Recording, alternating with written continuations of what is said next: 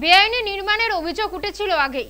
সোমবার রাজ্যিকরে প্রাক্তন অধ্যক্ষ সন্দীপ ঘোষের বাড়িতে পৌঁছয় পুরসভার প্রতিনিধি দল। বাড়ি তৈরির ক্ষেত্রে সমস্ত নিয়ম মানা হয়েছিল কিনা, চারপাশে ঠিক কতটা জায়গা ছাড়া হয়েছিল, সমস্তটাই খতিয়ে দেখেন তারা। রাজ্যিকরের প্রাক্তন অধ্যক্ষের বিরুদ্ধে অভিযোগ ভুরি ভুরি।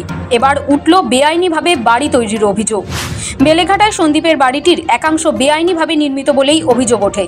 জানা গিয়েছে সেই অভিযোগের সত্যতা খতিয়ে দেখতেই সন্দীপের বাড়িতে অনুসন্ধানকারী দল পাঠানো হলো।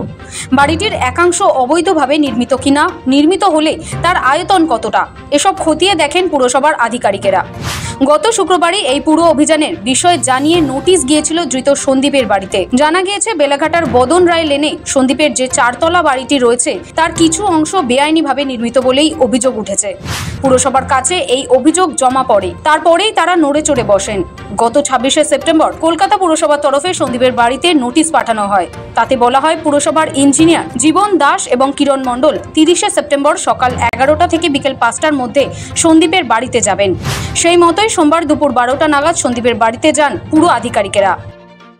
আমি এটা করেছিলাম আই থিঙ্ক 6 কি 8 জুন হবে। কোন সালে? হ্যাঁ 2021।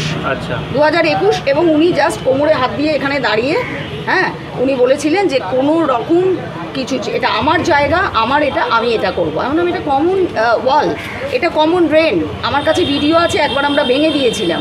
তারপরেও উনি জোর জবরদস্তি করে এখানে আবার করে নেন ওনার পার্সোনাল সুবিধের জন্য। আপনি দেখুন এই দোকানটা বন্ধ, আমাকে আসতে হলে ওদিক দিয়ে ঘুরে আমাকে আসতে হয়, কারণ আমার পায়ের প্রবলেম আছে।